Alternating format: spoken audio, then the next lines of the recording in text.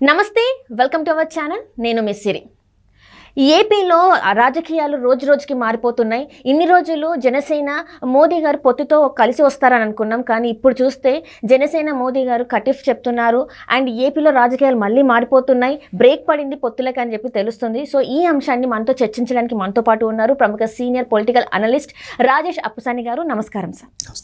Sir ఇప్పుడు చూస్తుంటే మొన్నటి వరకు చూసుకున్నా కూడా మనకి ఏంటంటే మోదీ గారితోని అంటే బీజేపీతోని పొత్తుతో ఉంది జనసేన అనుకున్నారు. అంటే జనసేన అధినేత కూడా చెప్పడం జరిగింది చాలాసార్లు.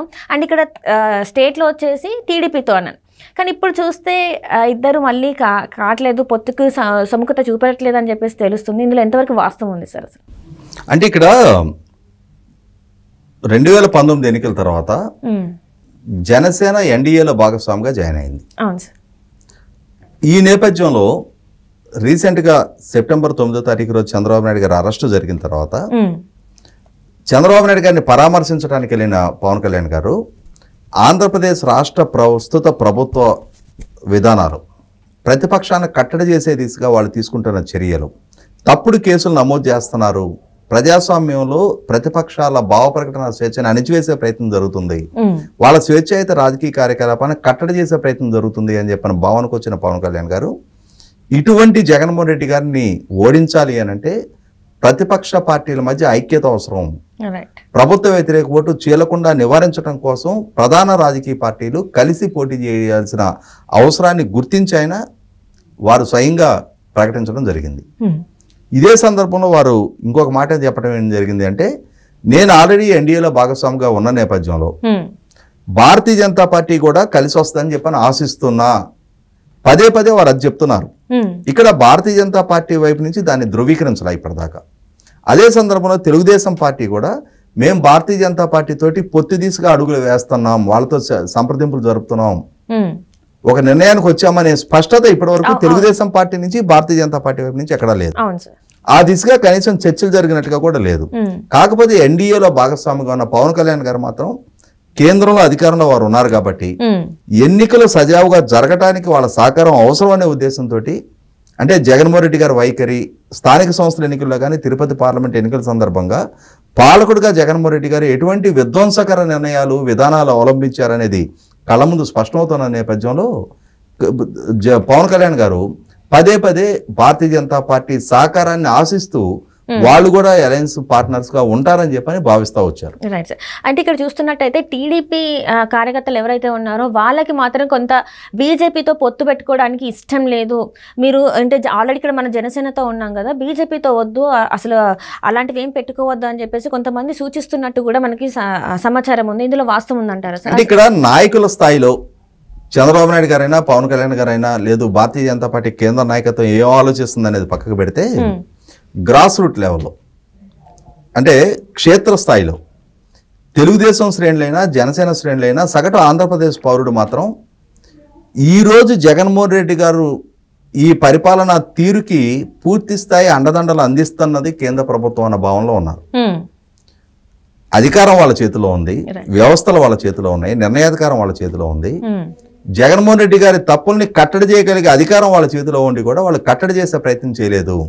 ఇన్ఫాక్ట్ ఇంకా జగన్మోహన్ రెడ్డి గారికి కావాల్సిన అండదండలు రిసోర్సెస్ అందిస్తా వచ్చారు. ఈ రోజు జగన్మోహన్ రెడ్డి గారు ఆయన తీసుకుంటున్న తప్పుడు నిర్ణయాల గురించి తెలుసుండి ఆయన చేస్తున్న తప్పుల్ని ప్రోత్సహిస్తా వచ్చారు, నివారించే ప్రయత్నం చేయలేదన్న భావనలో సగటు ఆంధ్రప్రదేశ్ పౌరుడు ఉన్నారు. మీకు కొన్ని ఎగ్జాంపుల్ చెప్తాను నేను.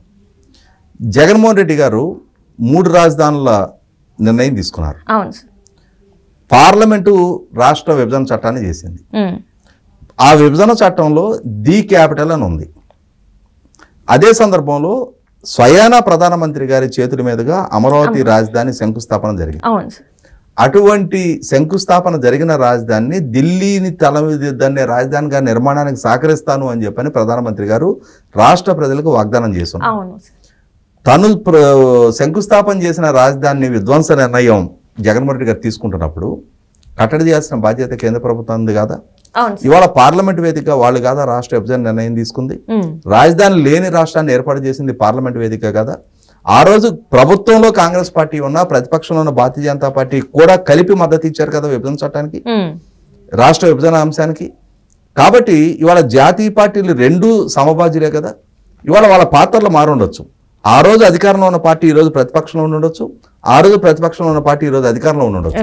కానీ రెండు జాతీయ పార్టీలది సమాన బాధ్యత.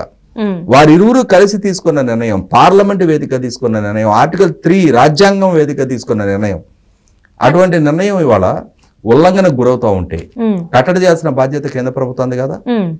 కానీ కేంద్ర ప్రభుత్వం గౌరవ హైకోర్టులో ఏమైనా అఫిడవిట్ వేసింది, రాష్ట్ర విచక్షణ అని చెప్పని ఒక తప్పుడు అఫిడవిట్ వేశారు. కానీ పార్టీ పరంగా మేము అమరావతికి మద్దతు తెలుపుతున్నాం అని చెప్పని ఇంకొక డ్యూయల్ స్టాండ్ తీసుకుంటున్నారు. అది ప్రజల చర్చనీయాంశం. మీ పార్టీ అమరావతికి సానుకూలత ప్రకటించే పక్షంలో ప్రభుత్వ పరంగా కూడా అదే విధానం తీసుకోండి. మీరు జగన్మోహన్ రెడ్డి గారు తీసుకుంటున్న ఈ విధ్వంస నిర్ణయాన్ని కట్టడి చేయండి. ఇవాళ రాజధాని పనులు స్తంభింపజేసి ఇవాళ రైతులకు ఇచ్చిన వాగ్దానాన్ని ఉల్లంఘించి అక్కడ రైతులతో చేసుకున్న ఒప్పందాలని ఉల్లంఘిస్తుంటే పాలకులుగా మీ బాధ్యత కదా. ఇవాళ మీ ప్రభుత్వమే, మీ ఆర్థిక శాఖ కరోనా టైంలో 48,000 కోట్ల రూపాయలు ట్రెజరీ బిల్స్ లేకుండా ఖర్చు పెట్టారు అని చెప్పని కేంద్ర ఆర్థిక శాఖ నుంచి లేఖలు వచ్చినాయి. దాన్ని వివరణ అడిగారా? కాగ్ రిపోర్ట్లో 4 లక్షల కోట్ల రూపాయల ట్రాన్సాక్షన్స్ ఇర్రెగ్యులర్గా ఉన్నాయి, రెగ్యులరైజ్ చేయాలి అని చెప్పని మీరు కాగ్ రిపోర్ట్ ఎత్తి చూపింది. 4 లక్షల కోట్లు అసలు ఎన్ని సున్నాలు పెట్టాలి? ఎంత పెద్ద అమౌంట్ అది. ఒక రాష్ట్ర ప్రభుత్వం 4 లక్షల కోట్ల రూపాయల ట్రాన్సాక్షన్స్ రెగ్యులరైజ్ చేయాల్సి ఉంది అని అంటే కేంద్ర ప్రభుత్వం ఏం చేస్తుంది? ఇవాళ 100 రూపాయలు వితౌట్ ఓచరు ఒక సంస్థలో ఖర్చు జరిగింది అని అంటే 100కి 100 రూపాయలు ఆ అకౌంటెంట్ దగ్గర నుంచి అందరూ అకౌంటబుల్ కదా. అట్లాంటిది ఒక రాష్ట్ర ప్రభుత్వం ప్రజలు కట్టిన పన్నుల నుంచి వసూలైన డబ్బులు 4 లక్షల కోట్ల రూపాయల ట్రాన్సాక్షన్స్ రెగ్యులరైజ్ చేయాలి అని చెప్పని కాగు ఎత్తి చూపితే దాని మీద ఏం చర్యలు తీసుకున్నారు? ఎఫ్ఆర్బిఎం పరిధి దాటి పదే అప్పులు చేసుకుంటూ వెళ్తుంటే ఇవాళ గవర్నర్ గారి పేరిట అంటే గవర్నర్ గారిని బాధ్యులుగా రాష్ట్ర ప్రభుత్వం అప్పులు చేస్తుంటే కేంద్ర ప్రభుత్వం ఏం చేస్తుంది? అంటే రీసెంట్ గా ఢిల్లీ వెళ్ళారు కదా సార్ జగన్మోహన్ రెడ్డి గారు. అంటే మళ్ళీ అభివృద్ధి కోసం వెళ్ళారా, లేకపోతే తన స్వలాభం కోసం వెళ్ళారా, ఏం చేయడానికి వెళ్ళారు సార్? అంటే ఇవాళ జగన్మోహన్ రెడ్డి గారు ఏ ఉద్దేశంతో ఢిల్లీ పర్యటన చేసినా అంతిమంగా ఆయనకు అనుగురుతున్న పర్పస్ ఏంటనేది ఆయన కేసులు విచారణ మందగిస్తుంది. వాళ్ళ చిన్నాన్న గారి కేసు ఒక స్టేజ్ లో తరుముకుంటా వచ్చినట్టు కనిపిస్తుంది, ఒక స్టేజ్ లో విచారణ మందగించిపోయి కనిపిస్తుంది. ఆయనకి ఎఫ్ఆర్బిఎం పరిదాటి అప్పులు పడుతూ ఉన్నాయి. ఆయన ప్రభుత్వం ఆర్థిక క్రమశిక్షణ రాహిత్య దిశగా అడుగులేసిన చాలా అంశాల్లో కేంద్ర ప్రభుత్వం ఉపేక్షిస్తూ వస్తుంది. ఇటువంటి నేపథ్యంలో ఖచ్చితంగా కేంద్ర ప్రభుత్వ సహాయ సహకారాల వల్లే జగన్మోహన్ రెడ్డి గారు ఇటువంటి పాలన అందిస్తా ఉన్నారన్న భావన సగటు ఆంధ్రప్రదేశ్ పౌరులో ఉంది. ఇటువంటి నేపథ్యంలో ఇవాళ భారతీయ జనతా పార్టీకి జనసేన పార్టీకి మధ్య స్నేహబంధం తెగిపోయింది. ఇవాళ తెలుగుదేశం జనసేన కూటమితోటి భారతీయ జనతా పార్టీకి పొత్తు ఉండదు అన్న భావన సగటు ఆంధ్రప్రదేశ్ పౌరులు అదేమి ఇబ్బంది కలిగించే అంశం కాదు. ఇంకా ఇన్ఫాక్ట్ ఇంకా చాలా రిలీఫ్ గా ఫీల్ అవుతున్నారు. ఇప్పటి వరకు ఈ పార్టీతో పొత్తు ఉంటదేమో, ఈ నాయకత్వాలు వాళ్ళని బలవంతాన తీసుకొచ్చి పొత్తు కల్పిస్తారేమో, రేపు వాళ్ళతో కూడా కలిపి ఓటేయాల్సి వస్తేమోనని చెప్పని కొంత సంకోచంలో ఆ శ్రేణులు ఉన్నాయి. నిన్నటి వరకు విభేదించిన విమర్శిస్తూ వచ్చిన భారతీయ జనతా పార్టీని రేపు అలయన్స్ పార్ట్నర్ గా బలవంతాన మోయాల్సి వస్తేమోనని చెప్పని భయంలో కొంత శ్రేణులు ఉన్నారు.